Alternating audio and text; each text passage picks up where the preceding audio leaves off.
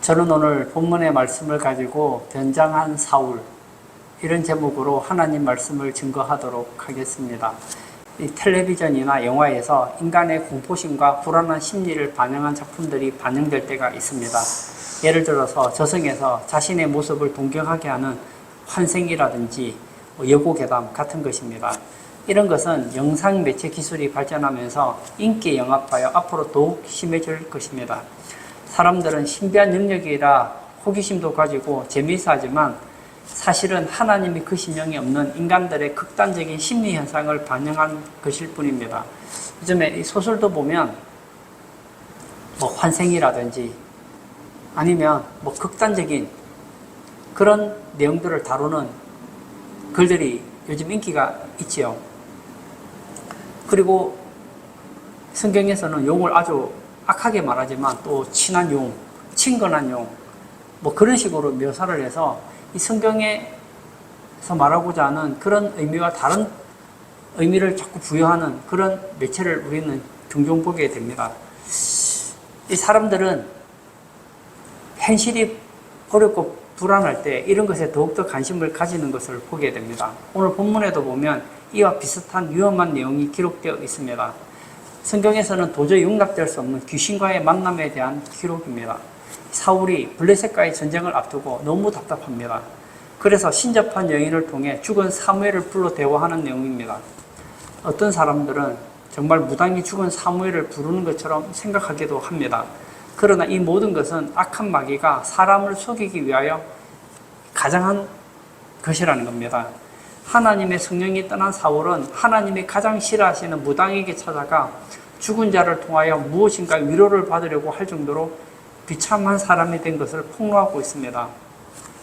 혹시 우리도 이럴 때 있지 않습니까? 너무 답답해서 기도해도 응답도 없고 환경은 막막할 때 하나님보다는 내 앞에 문제를 해결해 줄 것 같은 그 무엇을 찾지는 않습니까? 이것이 바로 유혹이고 사단이 판 함정이라는 겁니다. 아무리 어려워도 그 문제는 하나님의 손 안에 있습니다. 끝까지 하나님을 기다리는 것이 성도의 삶입니다. 저는 오늘 본문을 통해서 이 사울의 여러 가지 모습을 보려고 합니다. 첫 번째는 사울의 영적 황폐입니다. 블레셋 군대가 쳐들어왔습니다. 사울은 하나님의 은혜가 떠난 상태입니다. 사울 왕은 늘 쫓기는 마음으로 인해 불안했습니다. 5절을 볼까요? 사울이 블레셋 사람들의 군대를 보고 두려워서 그의 마음이 크게 떨린지라. 지금 사울은 굉장히 두려워서 떨고 있습니다. 왜 이렇게 불안합니까? 왜 두려워서 떨고 있습니까? 하나님의 영이 떠났기 때문입니다. 하나님의 일을 성령님의 도움 없이 한다면 그것보다 더 불안한 일은 없습니다. 사울은 지금 왕의 자리에 있지만 하나님의 감동이 떠났습니다.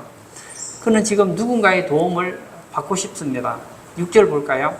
사울이 여호와께 묻자오되 여호와께서 꿈으로도 우림으로도 선지자로도 그에게 대답하지 아니하시므로. 그동안 우리가 사울의 행적을 보면 사울은 하나님의 뜻에 관심이 없는 사람이었습니다. 자기 멋대로 행동하는 사람이었습니다. 그런데 왜 전쟁할 때는 하나님 말씀을 들으려고 합니까? 이것이 바로 사울 왕의 미신적인 신앙이라는 거예요. 다른 것은 몰라도 좀 전쟁을 하러 나갈 때는 꼭 하나님의 말씀을 들어야 한다는 그런 생각 말입니다. 마치 큰 시험을 앞두고 기도를 받으려고 하는 것과 비슷합니다. 그런데 문제가 있죠. 도움을 받을 곳이 없다는 거예요. 사실 이 이스라엘에 제사장들이 얼마나 많았습니까? 그런데 다윗을 도와주었다는 이유로 하나님의 제사장들을 85명이나 죽였습니다. 제사장은 왕을 위해 기도하는 사람인데 왕을 위해 기도하는 사람을 다 죽여버렸으니까 이제 진짜 왕이 기도를 받거나 진심으로 조언해 줄 사람이 없어진 것이죠. 사울 왕이 마지막으로 참된 선지자로 인정했던 사람이 있었죠. 바로 사무엘이었습니다. 근데 그 사무엘마저 죽었습니다. 이제 사울이 할 수 있는 유일한 길은 다윗을 찾는 거예요. 왜냐하면 다윗에게는 제사장과 하나님의 우림과 둠밈이 있었기 때문입니다. 그러나 사울은 그동안 다윗을 너무나 미워하고 핍박했기 때문에 다시 다윗을 찾을 수가 없었던 거예요. 이때 사탄이 사울의 마음속에 너무나도 무서운 악한 생각을 불어넣었습니다. 이것은 악마에게 자기 영혼을 팔아먹는 순간이었습니다. 어떤 생각이 들었을까요? 무당이 생각난 거예요. 아, 내가 사무엘을 만나야 되겠고, 정상적인 사람은 자신을 사무엘과 만나게 해줄 수 없다는 걸 알았습니다. 그래서 어떤 사람을 찾으려고 합니까? 무당을 찾는 거예요. 신접한 여인을 찾으면 죽은 사무엘을 만날 수도 있겠다는 생각을 가지게 된 것이죠. 그리고 수소문 끝에 그 신접한 여인을 찾아내는 데 성공합니다. 그래서 그냥 가지 않습니다. 변장을 하고 갑니다. 8절을 볼까요? 사울이 다른 옷을 입어 변장하고 두 사람과 함께 갈새 그들이 밤에 그 여인에게 이르러서는 사울이 이르되 청하노니 나를 위하여 신접한 술법으로 내가 네게 말하는 사람을 불러 올리라 하니. 사울이 왜 변장을 했을까요? 부끄럽기 때문입니다. 얼마 전만 해도 사울이 이스라엘에 있는 모든 이 무당들, 이 신접한 자를 죽이겠습니다. 그런데 이제 자기가 위기에 빠졌다고 해서 신접한 여인을 찾아가는 게 자존심을 상하게 한 것이죠. 그러나 이것은 사울의 지금까지의 삶을 보여주는 것이기도 합니다. 사울은 왕으로서 왕복을 입고 왕관을 쓰고 있었지만 하나님의 사람이 아니었어요. 사탄에 사로잡힌 자의 삶을 살고 있었습니다. 겉으로는 왕이었지만 그 속은 사탄에 사로잡힌 삶이었습니다. 왕이지만 자신을 다스리지 못하고 탐욕의 다스림을 당하고 있었습니다. 그렇습니다. 하나님을 잃으면 모든 것을 잃습니다.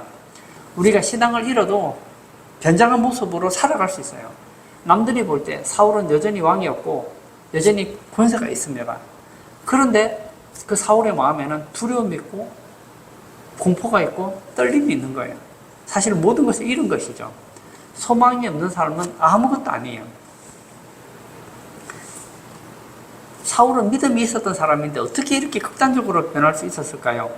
그 이유는 하나님의 은혜가 떠났기 때문입니다. 하나님의 은혜 아래 있다가 은혜가 떠나면 대표적으로 나타나는 것이 두려움입니다. 영적으로 무너지면 세상이 두렵습니다.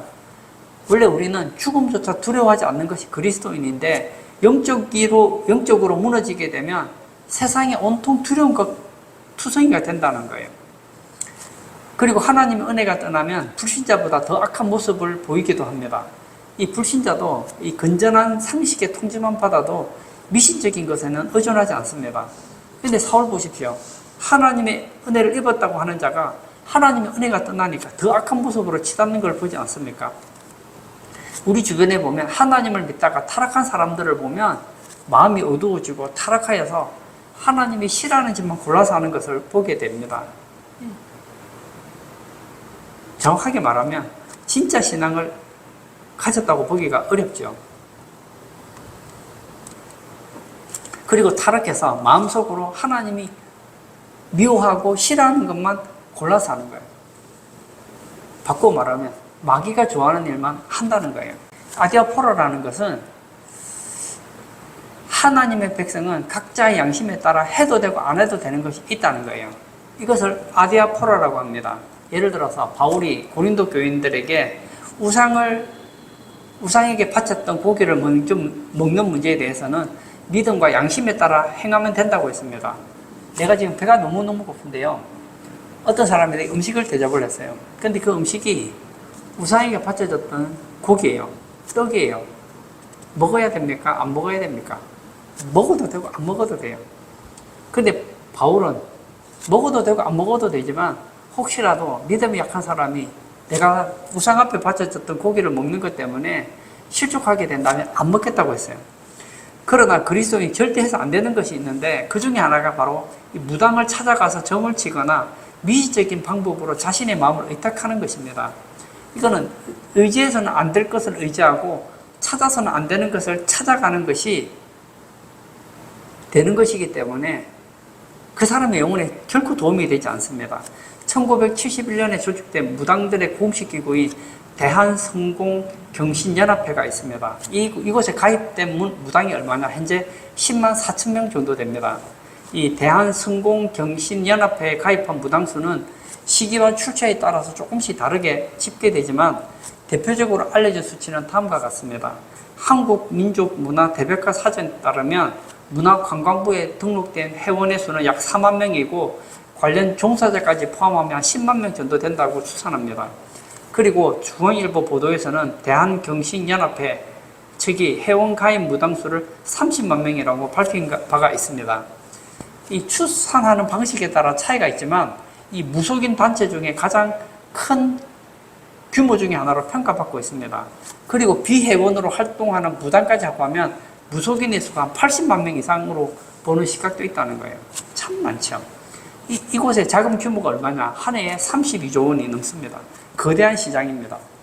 그 옛날하고 지금도 달라진 게 있어요. 예전에는 무당을 만나려면 어떻게 합니까? 무당을 만나러 가야 되잖아요. 점을 치든지 뭐 구슬 하든지 하려면 무당을 직접 만나야 되는데 요즘은 안 그래요. 전화를 해도 되고 인터넷을 두드려도 되고 신문이나 오늘의 운세를 보아도 됩니다. 인터넷을 통해서도 얼마든지 점을 볼 수 있습니다. 하나님께서는 이미 사울에게 등을 돌렸습니다. 그동안 하나님과 관계가 단절됐는데 대화가 될 리가 없잖아요. 저 그런 거 많이 느끼거든요. 제가 사이가 좋은 사람하고 있으면 만나면 할 얘기가 많아요. 근데 평소에 관계가 좀 서먹서먹했던 사람하고 만나면 앉아서 얘기는 해야 되는데 얘기가 잘 안 되는 거 느끼지 않습니까? 사울이 바로 그랬다는 거예요. 평소에 하나님과 관계가 완전히 끊어졌는데 뭐 전쟁한다고 하나님의 음성을 들으려고 하니 하나님께서 말씀하실 리도 없고 또 말한다고 한들 들을 영적인 기도 없는 거 아니겠습니까? 그러므로 우리는 늘 바른 관계를 가져야 됩니다. 하나님과 바른 관계를 가지고 하나님 아닌 다른 어떤 영적인 곳을 통해서 문제를 해결받으려고 하면 안 된다는 거예요. 요즘에 제가 TV를 보면 뭐 신년이나 이렇게 되면 왜 그러는지 모르겠어요. 연예인들이 뭐 전부로 많이 가요. 이 교회 다니는 사람들도 많이 가는 것 같아요. 그래서 제가 뭐 버스나 이런 데 보면 이제 무속인들이 이제 상담할 때 보면 밑에 글이 있잖아요. 종교인 환영합니다. 뭐 기독교인도 환영하고 장로님도 환영하고 뭐 권사님도 환영하고 뭐 그런 글귀가 있잖아요. 그런 거 볼 때 제가 좀 마음이 씁쓸해요. 그리고 제가 예전에 책 같은 걸 보면은 교회 다니시는 분들 중에도 좀 힘들고 이러면 그런 곳을 찾아가는 사람들이 많다고 해요. 또 가본들 답도 없어요. 돈만 낭비하고 하나님이 싫어하는 영적인 죄를 짓게 되는 것이죠. 그러므로 그런 곳은 상대를 안 하는 게 좋아요. 어차피 내가 모르면 그 사람도 몰라요. 하나님이 가르쳐주지 않는 걸 귀신이 무슨 수로 알겠습니까? 그러므로 그런 식으로 알려고 하지 말라는 거예요. 미래를 예언한 책들이 있어요. 좋게 말하면 예측이죠, 예측. 앞으로 몇 년 뒤에는 이렇게 될 것입니다. 미래를 예측한 게 있어요. 예측은 두 가지겠죠. 맞든지 안 맞든지. 제가 한번 물어볼까요?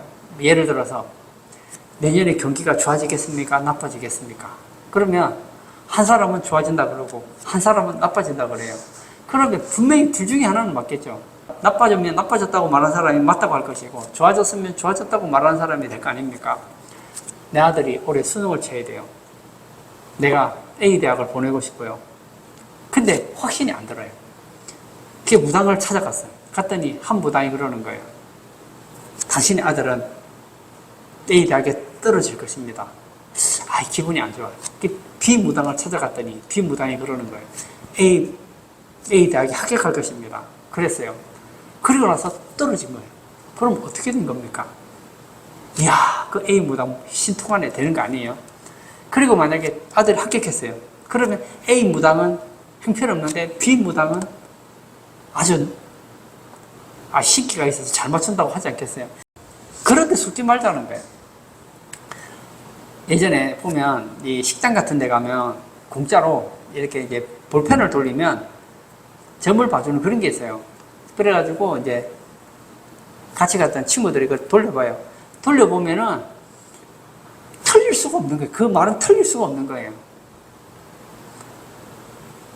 오늘 당신에게 좋은 일이 생길 것입니다. 하루 동안 좋은 일이 안 생길 리가 없잖아요.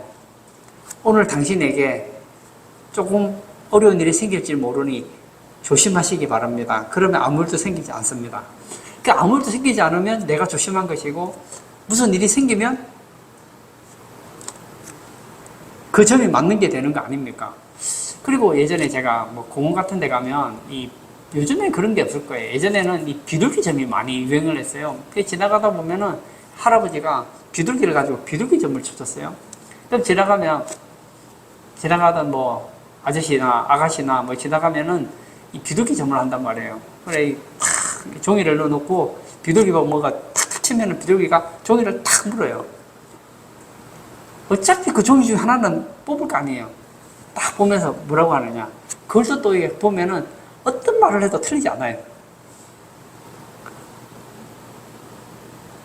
당신은 오늘 행운이 있는 날입니다. 진짜 행운이 있는지 없는지를 모르는데 내가 행운이 있다고 생각하면 행운이 있는 거 아니에요? 당신은 오늘 행운이 있는 날이니 그 행운을 잃어버리지 않도록 조심하십시오. 행운이 있으면 행운이 있으니까 맞는 것이고, 행운이 없으면 내가 행운을 잃은 것이니까 맞는 거 아니에요. 묘하게 맞아요. 또 어떻게 보면 이 책 펴가지고 이게 또 점 보는 거 있잖아요. 무슨 문제가 있으면 딱 책을 펴보는 거예요. 딱 책을 펴면 그 책에 글이 있는 거예요. 내가 오늘 이 사람을 만나야 되나 만나지 말아야 되나. 에이, 자, 책 한번 펴보자. 딱 폈더니 책의 내용이 나는 오늘 A를 만났다. 그리고 나서 나는 행복했다. 아, 만나라는가 보다. 여러분, 그런데 속지 말라는 거예요. 이런 것을 조심해야 됩니다. 두 번째, 사무엘의 영을 찾은 사울을 보겠습니다. 신접한 여인을 찾은 사울은 사무엘의 영을 불러달라고 요청합니다. 11절 볼까요? 여인이 이르되 내가 누구를 내게로 불러올리랴 하니 사울이 이르되 사무엘을 불러올리라 하는지라. 이미 사무엘은 죽었죠. 살았을 때는 사울 왕이 사무엘을 찾은 적이 없습니다. 뭐 전쟁할 때 뭐 한두 번 찾았지, 그것도 사무엘이 찾아간 것이지 사울이 직접적으로 찾아간 적은 거의 없거든요. 살아생전에 사무엘의 말에 불순종하고 자기 마음대로 살았던 왕 아닙니까? 만약 살아있을 때, 사무엘이 살았을 때 그의 말씀에 순종하고 가르침을 따라 회개했더라면 사울이 이렇게까지 망가지지는 않았을 거예요. 이미 죽은 사무엘이 아쉬운 거예요. 그래서 어떻게 합니까?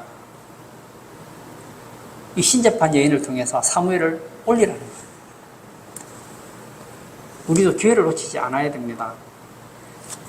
평소에 하나님 말씀 잘 듣고, 평소에 목사님 말씀 잘 듣고, 평소에 성경 말씀 잘 듣고 말씀대로 살아야지 어려운 일 닥칠 때 하나님이 도우시는 거예요. 이 신접한 여인이 사무엘의 영을 불러 올립니다. 그리고 이야기도 하는 모습을 보게 되죠. 13절을 다시 한번 제가 읽겠습니다.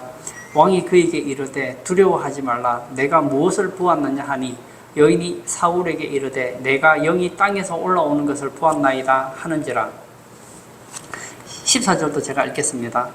사울이 그에게 이르되 그의 모양이 어떠하냐 하니 그가 이르되 한 노인이 올라오는데 그가 겉옷을 입었나이다 하더라. 사울이 그가 사무엘인 줄 알고 그의 얼굴을 땅에 대고 절하니라.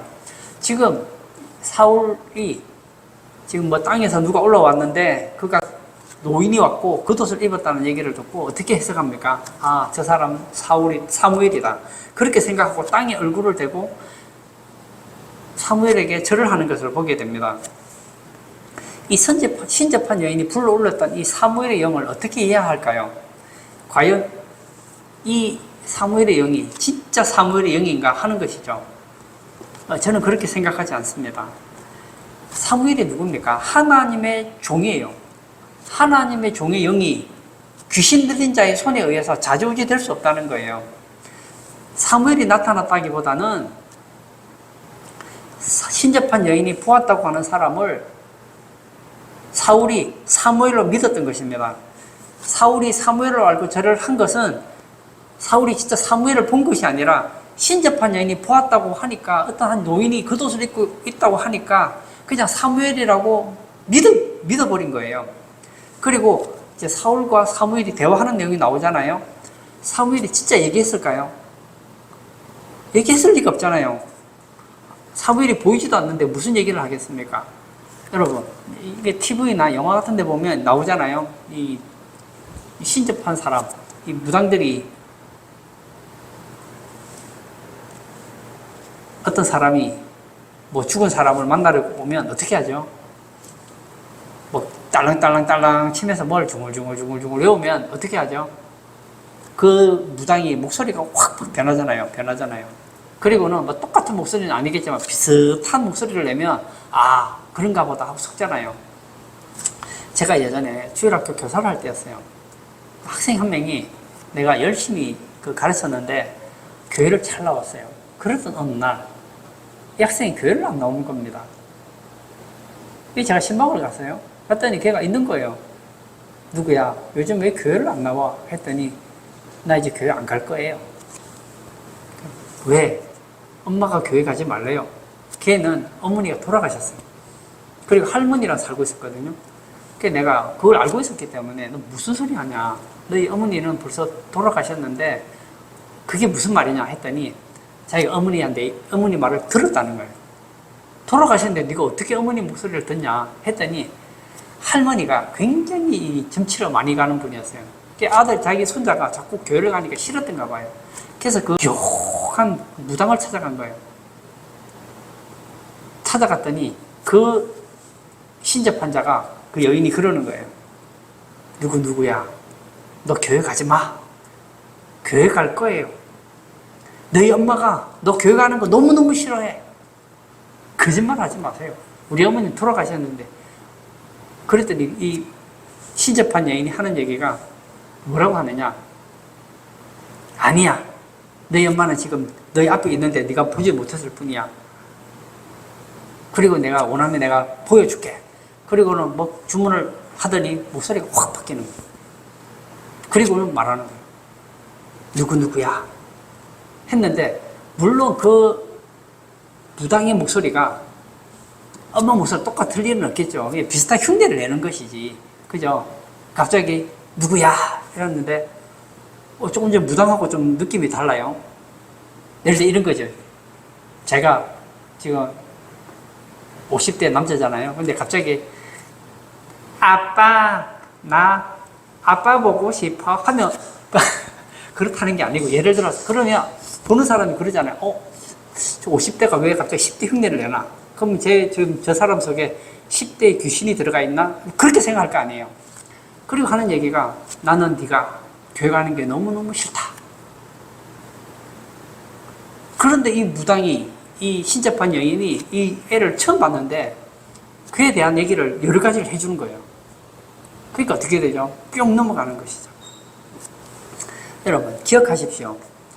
죽은 자가 세상의 일에 관심을 가지고 영향을 미치는 것에 대해서 성경은 인정하지 않는다는 거예요.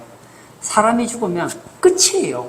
예수 믿고 영생을 얻은 자는 주님과 함께 천국에서 영광의 심판을 기다리고 하나님을 거역하고 믿지 않는 사람들은 지옥에서 영원한 또 한 번의 심판을 기다릴 뿐입니다. 그러므로 인간을 괴롭히거나 세상의 일에 관심을 가지는 초월적인 존재는 없고 전부 귀신의 속임수일 뿐이라는 거예요. 귀신 자체가 죽은 자의 영혼으로 표현되지 않습니다. 복음서에도 보면 예수님께서 사람을 괴롭히는 초자연적인 존재를 쫓아내실 때 죽은 자의 영으로 표현한 적이 없습니다. 그러므로 이 죽은 자의 영혼이 나타난다든지 죽은 자의 영혼이 산 사람의 입으로 의사를 표현한다든지 하는 것은 사탄과 그의 쫄개인 이 타락한 천사, 그러니까 귀신들이 세상에서 자기의 존재를 숨기기 위한 위장 전술이라는 거예요. 그러므로 이런 신접한 자의 행동에 속으면 안 된다는 거예요. 자, 보십시오. 아니, 근데 저 사람이 어떻게 나를 다 알죠? 당연히 알죠. 여러분, 미래를 몰라도 과거는 알 수 있잖아요. 마귀가 능력 없다고 생각합니까? 귀신이 능력 없다고 생각하세요? 귀신은요, 여러분이 어젯밤에 한 일을 알고 있어요. 내일 할 일을 몰라도 어제 건 알고 있다고요. 왜냐? 귀신은 살아있으니까요. 만약에 내가 어떤 사람을 속이고 싶어요. 그 사람 속이는 간단한 방법이 있죠. 어떻게 하면 됩니까? 귀신이 자기 부하 귀신 한 명 보내가지고 그 사람에 대한 주변에 아는 귀신들이 있을 거 아니에요. 그 귀신들한테 정보를 받으면 얼마든지 맞출 수 있는 거예요. 여러분, 성경은 분명히 말하고 있어요. 미래는 하나님에 있는 그 누구도 몰라요. 미래를 맞추는 것은 알아서 맞추는 게 아니에요. 이건 예측인 거예요. 제가 문재인 대통령 때 이 부동산이 그때 굉장히 많이 올랐잖아요. 그때 제가 한번 유튜브를 봤어요. 사람들 어떻게 하나 했더니 한쪽에서는 이렇게 말하는 거예요. 부동산은 오를 것입니다. 이번에도 맞춥니다. 또 한쪽에서는 말이에요. 부동산은 떨어질 것입니다. 이번에도 맞을 것입니다. 대체 누구 말이 맞다는 겁니까? 오른다고 하는 사람은 언젠가는 오를 것이니까 맞을 것이고, 떨어진다고 하는 사람은 언젠가는 떨어질 테니까 맞을 거 아니에요. 기우지 알죠? 제가 기도하면 반드시 비가 옵니다. 비가 오겠지. 한 달이고 1년이고 2년이고 10년이고 기도하면 비는 온다니까요. 이걸 믿으면 안 된다는 거예요. 놀라지 마십시오. 이 귀신이 죽은 사람을 흉내내서 얼마든지 우리를 미혹할 수 있다는 거예요. 그러므로 진짜인 양 착각하지 마시라는 거예요. 이 악령도 하나님이 지배하는 도구라는 것 알고 있는 것이 굉장히 중요합니다. 사울은 깜짝 놀랐을 거예요. 이 신접한 여인에게 부탁을 했잖아요. 나는 지금 사무엘을 만나고 싶다. 했더니 뭔가가 땅속에 올라오는 거예요. 그런데 그가 노인이에요. 그리고 뭘 입고 있습니까? 겉옷을 입고 있어요. 벌써 틀린 거 아닙니까? 여러분, 내가 장담을 할게요. 여러분, 죽으면 노인이 안 됩니다. 만약에 내가 99세에 죽었잖아요. 상식적으로 생각해 보세요. 내가 99세에 막 허리 휘스고 있고 허리 구부러지고 막 머리가 백발이 돼서 죽었어요. 내가 예수 믿고 구원받았으면 99세 노인으로 천국 가겠습니까? 그게 상식적으로 안 가지요, 안 가지요. 어떻게 갈까요? 가장 예쁘고 가장 멋진 모습으로 영원히 가지 않겠습니까? 세 번째, 거짓 사무엘의 음성을 살펴보려고 합니다. 이 특이한 것은 이 귀신이 진짜 사무엘처럼 말을 하는 거예요. 15절을 다시 한번 읽겠습니다. 사무엘이 사울에게 이르되 내가 어찌하여 나를 불러 올려서 나를 성가시게 하느냐 하니 사울이 대답하되 나는 심히 다급하니이다. 블레셋 사람들은 나를 향하여 군대를 일으켰고 하나님은 나를 떠나서 다시는 선지자로도 꿈으로도 내게 대답하지 아니하시기로 내가 행할 일을 알아보려고 당신을 불러 올렸나이다 하더라. 이건 지금 사무엘과 사울이 대화하고 있는 거잖아요. 이 정확하게 말하면 사무엘과 사울이 대화하는 게 아니에요. 신접한 여인과 사울 왕이 지금 대화를 하는 것이죠. 그런데 이 신접한 여인, 이 무당이 마치 자기가 사무엘인 것처럼 얘기를 하니까 사울은 이 여인에게 지금 자신의 속에 있는 얘기를 하는 거예요. 내가 지금 얼마나 어려운 처지에 있는지 이 귀신에게 다 이야기를 합니다. 지금 블레셋 사람들이 군대를 일으켰고 하나님은 그에게 말씀을 주지 않으므로 사무엘의 말이라도 듣고 전쟁을 하고 싶다고 그렇게 얘기를 한 것이죠. 이 사무엘이 흉내내는 귀신은 그냥 들으면 꼭 하나님 말씀처럼 믿어지게 하는 거예요. 잘 들어보세요. 하나님이 사울을 떠나서 그의 대적이 되셨다. 맞습니까? 안 맞습니까? 맞죠? 나라를 그의 손에 빼앗아서 다윗에게 준다. 맞습니까? 안 맞습니까? 맞죠? 그리고 하나님이 사울을 버리시게 된 계기는 사울이 아말렉을 완전히 진멸하지 않았기 때문이라고 하면서 내일 블레셋과 전쟁을 하지만 사울과 그의 아들들은 죽어서 사무엘이 귀신과 함께 있을 것이라고 예언합니다. 이게 맞습니까? 안 맞습니까? 안 맞다는 거예요. 이게 뭐죠? 사실이 아니고 예측이라는 거예요. 분명히 기억하십시오. 성경은 미래는 하나님의 일이지 누구도 몰라요. 설령 진짜 사무엘이 왔다 하더라도 모릅니다. 내일 일은 난 몰라요. 우리는 하루하루 살아요. 결과적으로 죽었습니까? 안 죽었습니까? 죽었죠. 사울도 죽었고 그의 아들들도 죽었습니다. 결과적으로 맞죠. 확률은 50%. 저는 예언자가 아닙니다. 근데 저는 예언할 수 있을 것 같아요. 제가 볼 때 우리나라는 내년에 올해보다 더 인플레이션이 일어날 거예요. 저는 확신합니다. 그리고 내년에는 지금보다 모든 것이 가격이 비싸질 거예요. 제가 지금 예언하죠. 내가 어떻게 예언합니까? 알고 예언하는 거 아닙니다. 오해하지 마세요. 올해 대통령이 전 국민들에게 막 돈을 뿌렸잖아요. 돈을 뿌리면 상식적으로 저는 압니다. 여러분, 시중에 돈이 많이 풀리면요, 인플레이션이 일어나면 물가는 올라가게 돼 있는 거예요. 이건 상식의 문제고 예측의 문제지 사실이 아니라고요. 그런데 우리가 이 성경을 보다 보면 이 사무엘이 진짜 사무엘이냐 가짜 사무엘이냐 보니까 꼭 하나님이 본에는 사무엘처럼 말하거든요. 거기다가 사무엘이 말한 대로 사울이 죽거든. 그러니까 어떤 생각이 듭니까? 이 사무엘이 진짜다. 그렇구나. 무당도 천국에 있는 사람을 데려올 수 있는 능력이 있구나. 그렇지 않다니까요. 하나님은 무당의 입을 통해서도 말씀하실 수 있습니다. 그렇지만 그렇게 하지 않습니다. 왜냐하면 무당을 통해서 하나님 말씀을 전달하면 하나님의 말씀이 변질된 우려가 있단 말이에요. 여러분, 제가 이단을 좋아하지 않는 이유가 있어요. 이단은 모르는 게 좋지만 제가 비교 종교학을 하면서 이단을 공부를 해봤어요. 그 이단의 책도 읽어보고 이단의 강의도 들어보고 이단을 내가 공부하면서 배운 게 있어요. 이 강단에서 이단 목사가 와서 설교하면 이단 소리 할까요? 합니다. 근데 보통 모릅니다. 왜 모르는지 아세요? 거의 99%는 똑같은 설교를 하기 때문이에요. 그러니까 중간중간에 한 번씩 독초를 뿌리는 거예요. 그게 무서운 거예요. 끝이 다른 거예요. 여러분, 구원파 설교 들어보셨습니까? 이단들의 설교를 들어보면요, 너무 은혜 되던데요. 근데 저는 은혜가 안 되더라고요. 왜 안 되는지 아세요? 저는 독초를 찾아낼 수 있거든요. 일반 교인들은 독초를 못 찾아요. 중간중간에 보면 독초를 하나씩 던져요. 신천지도 여러분 들어보십시오. 성경밖에 얘기를 안 해요. 근데 제가 들어보니까 은혜가 안 되더라고요. 왜 은혜가 안 되느냐? 중간중간에 독초를 던지는데 그 독초가 교회를 떠나가게 하고 신앙을 변질되게 하는 독초를 톡톡 던지는 거예요. 비슷한데 다르단 말이에요. 그래서 속는 거예요. 왜 이단 집회 가지 말라고 하느냐? 가서 들어보니까 내가 생각한 건 다른 거예요. 내가 생각하는 이단은 어떤 곳입니까? 처음부터까지 틀린 소리만 해야 되는데 아니에요. 이단들도 다 성경까지 가르치는 거예요. 제가 여호와 증인이라든지 이런 사람들하고 얘기를 해보면요, 그들은 성경밖에 얘기를 안 해요. 근데 보면 진짜 중요한 얘기할 때마다 이상한 소리를 하는 거예요. 성경만 얘기한다고 하는데 들어보면 예수님을 뭐라고 하느냐?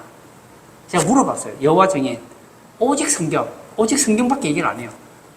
그럼 대체 예수님은 대체 누구십니까? 하고 물었어요. 물었더니 예수님은 하나님이 보낸 선지자래요. 예수님 하나님 아들 아닙니까? 아니래요. 갑자기 집에 찾아와서 얘기를 해봤더니 59분 동안은 성경 얘기만 했는데 예수님이 누구냐 하는 이 부분에 있어서는 하나님의 선지자지 하나님의 아들이라고 인정을 안 하는 거예요. 물론 하나님의 아들이라고 인정하지만 진짜 하나님으로서의 하나님의 아들이 아니라 우리가 하나님의 아들인 것처럼 예수님도 그냥 하나님의 아들인 거예요. 그래서 이단 아닙니까? 사탄은 사울을 잘 압니다. 지금 사탄이 지금 이제 사울의 가정을 잘 알고 있잖아요.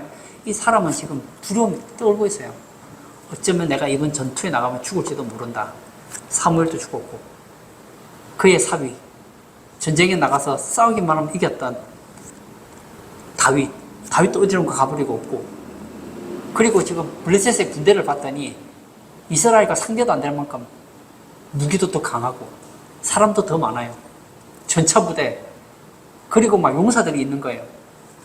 우리는 알죠. 이스라엘은 진다. 이길 수 있는 방법 한 가지밖에 없어요. 하나님이 도와줘야 되는데 이미 하나님은 사울을 버렸기 때문에, 그러니까 지금까지는 블레셋이 찾아와도 싸울 수 있었던 이유가 블레셋 군사 중에 일부가 왔기 때문에 사울이 감당할 수 있었던 거예요. 근데 이제는 다릅니다. 5개의 블레셋 국가가 한 번에 뭉쳐서 아예 사울왕을 죽이려고 작정하고 덤벼들었기 때문에 이제 죽는다는 건 상식적인 사람은 다 아는 거예요. 미래를 몰라도 돼요. 죽을 확률이 훨씬 높은 것이죠. 그리고 하나님은 조금 전에 말했던 이 사무엘의 영처럼 이렇게 말씀하지 않는다는 거예요. 지금 사무엘이 하는 얘기는 뭡니까? 저주잖아요. 우리는 사람의 음성과 하나님의 음성을 구분할 수 있어야 됩니다. 하나님의 음성은 우리로 하여금 회개하고 하나님께 돌아가게 합니다. 그런데 마귀의 음성은 어떻습니까? 우리로 하여금 좌절하게 하는 거예요. 예를 들어서 내가 큰 죄를 지었어요. 막심하고 있어요. 하나님의 음성을 받으면 어떻게 되죠? 그래, 너는 큰 죄를 지었지. 하지만 지금이라도 네가 회개하고 돌아온다면 너에게 살 길이 있어. 하나님의 음성이에요. 사탄의 음성은 다릅니다. 너 그따위라고 네가 살 자격이 있다고 생각하냐? 너는 죽어야 돼. 네가 양심 있고 신앙이 있다면 너는 자살해야 돼. 뛰어내려. 독약 먹고 죽어. 약 먹고 죽어. 옥상에서 뛰어내려. 너 같은 건 살 자격이 없는 거야. 진짜 네가 신앙이 있다면 넌 살아서는 안 되는 거야. 들으면 알잖아요. 누가 하나님의 음성이고 누가 사탄의 음성입니까? 이걸 분별할 수 있어야 된다는 거예요. 20절 볼까요? 사울이 갑자기 땅에 완전히 엎드러지니 이는 사무엘의 말로 말미암아 심히 두려워하며 또 그의 기력이 다하였으니 이는 그가 하루 밤낮을 음식을 먹지 못하였음이니라. 사울이 사무엘의 얘기를 듣고 완전히 땅에 엎드러집니다. 그리고 심히 두려워합니다. 이게 뭐죠? 하나님의 말씀이 아니라는 증거예요. 물론 성경에 보면 하나님께서 막 이스라엘 백성들을 향하여 막 책망하는 내용들이 나옵니다. 그것은 이스라엘 백성들이 워낙 악하니까 회개하고 돌아오라고 책망하는 것이지 죽으라는 얘기가 아니잖아요. 그러므로 우리는 속아서는 안 됩니다. 사람을 저주하게 하고 사람을 낙심시키는 것은 하나님의 영이 아닌 거예요. 하나님의 영은 우리를 하여금 회개하고 하나님과 관계를 회복하도록 만든다는 거예요. 만약 진짜 사무엘이었다면 어떻게 했을까요? 진짜는 아니지만 만약 진짜 하나님의 사람 사무엘이 왔다면 어떻게 했을까요? 제가 만약 사무엘이었다면 이랬을 것 같아요. 지금 뭐 하는 짓입니까? 이런 무당을 통해서 나를 부르는 게 합당하다고 합니까? 하나님이 싫어하십니다. 당장 돌아가서 회개하시오. 하나님 앞에 철저하게 회개하면 어쩌면 하나님께서 기회를 주실 수도 있으니까 이제 다시는 이런 신접한 여인 찾지 말고 하나님께로 돌아가시오. 철저하게 회개하시오. 내일 전쟁터에 나가기 전까지 옷을 찢고 마음을 찢고 하나님 앞에 회개하시오. 그러지 않았겠느냐는 거예요. 우리가 신앙생활 하다 보면 여러 가지 체험을 합니다. 그리고 감동을 받아요. 이 체험을 받고 감동을 받으면 이건 하나님이 주신 감동이야 이런 생각을 가져요. 근데 이거 분별을 잘해야 돼요.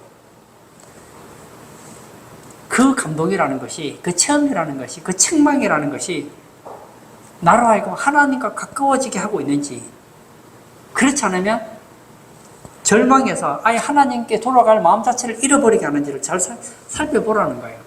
결론을 짓고자 합니다. 그리스도인은 무당을 찾아가거나 점을 치는 일을 해서는 안 된다는 거예요. 저는 오늘 이 신접한 여인을 만난 이 사울왕을 통해서 여러분들에게 얘기하고 싶어요.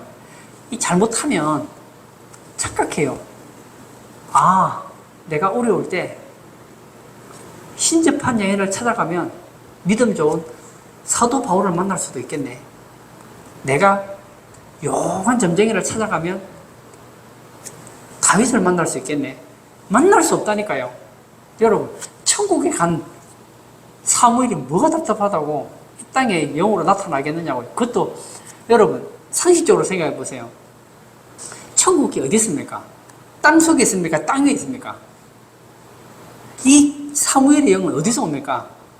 땅 안에서 오는 거예요.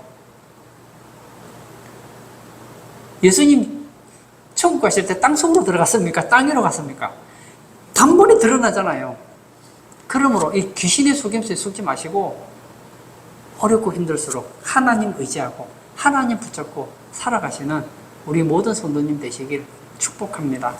이 시간 한번 같이 기도하기를 원합니다. 우리는 인생을 살아가다 보면 어렵고 힘들 때가 있습니다. 하나님께서 응답을 안 해주실 것 같이 느껴질 때가 있습니다. 그럴 때 우리는 어떻게 하죠? 꾀를 내는 거예요. 어차피 하나님은 말씀해 주시지 않으니 그럴 바에는 무당을 찾아가자. 점쟁이를 찾아가자. 내 문제를 해결해 줄 어떤 사람을 찾아가자. 그러다 보면 진짜 죽을 일이 생기는 거예요. 하나님을 만나야 살아요.